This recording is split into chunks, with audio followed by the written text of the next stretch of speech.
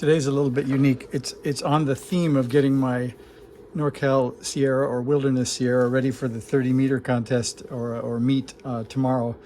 But I was having trouble because I was trying to use self-powered USB speakers on the auxiliary mode for the speaker on the Sierra.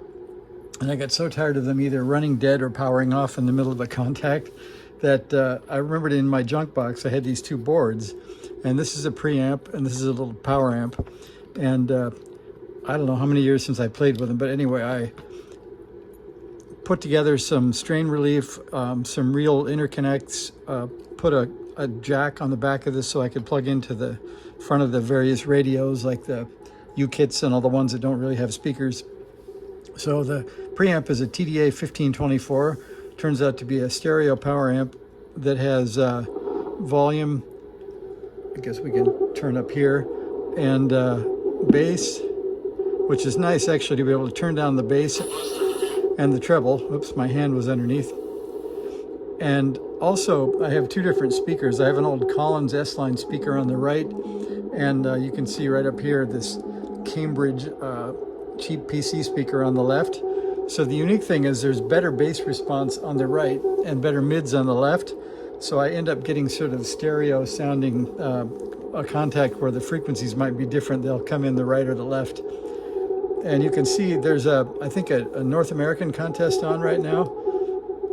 So the Sierra filters are really pulling through. Watch this. So this guy calling CQ up the band a little bit is covering the other guy, but I can tune him out and still hear the guy that I'm listening to. I'm going to tune him up a bit.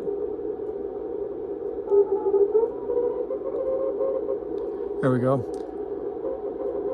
And now you can see this other guy's still really there, but you can tune him out with the variable IF shift or variable IF bandwidth. It's pretty cool. Anyway, so now I've got speakers, I've got a 30-meter module. I tuned up the 20-meter module, which is in there now. They both put out about 2¼ watts, which is what Sierras are supposed to do.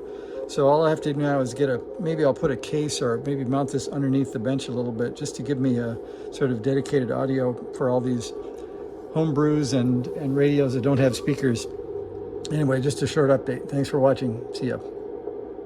Oh, by the way, if you want to buy one, you can actually go online. There's a couple of companies that have, if you look at preamp kit for a TDA 1524A, and then there's a lot of power amps, but this one is a TDA 1554Q, which is a 4-channel or 2-channel bridged, and it actually does 22 watts.